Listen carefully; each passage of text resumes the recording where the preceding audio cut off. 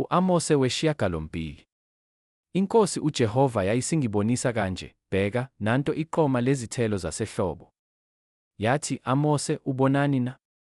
Ngathi, iqoma lezithelo zasehlobo.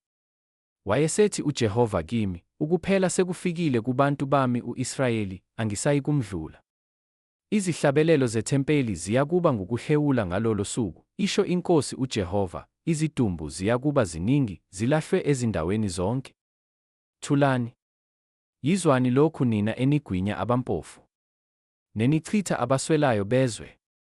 Nithi, kuyakudlula nini ukwethwasa kwenyanga, ukuba sithengise ngamabele, nesabatha ukuba sikhiphe ukolweni, senze i-efa libe lincane, senze ishekeli libe likhulu, senze izilinganiso ukuba zikhohlise, ukuze sithenge abampofu ngesiliva, nabaswelayo ngamabhanga ezicathulo, sithengise ngamahlunge kakolweni. UJehova ufungile ukuziqhenya kukaJakobe ngokuthi, impela angiyikukhohlwa kuze kube phakade nesisodwa sezenzo zabo. Umhlaba awuyikuqhaqhazela ngalokho. Balile bonke abakhileyo kuwo, na? Yebo, uyakukhukhumala wonke njengenayile.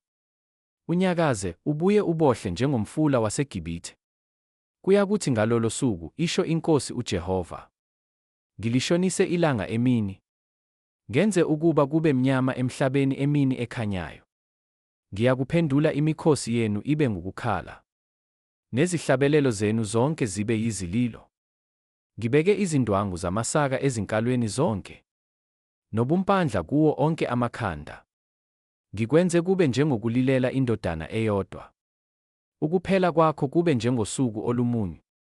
Bhekani, izinsuku ziyeza, isho inkosi uJehova, lapho ngiyakuthuma indlala ezweni. Kungabi yindlala yezinkwa, kungabi ngukomela amanzi, kepha kube ngeyokuzwa amazwi kaJehova.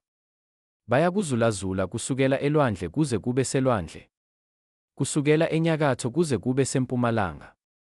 Bahambahambe ukufuna izwi likaJehova, kepha abayikulifumana. Ngalolo suku izintombi ezinhle nezinsizwa ziyakudangala ukoma. Abafunga icala laseSamariya bathi, kuphila kukaNkulunkulu wakho, Dani, nokuthi, kuphila kothandiweyo wakho, Berisheba.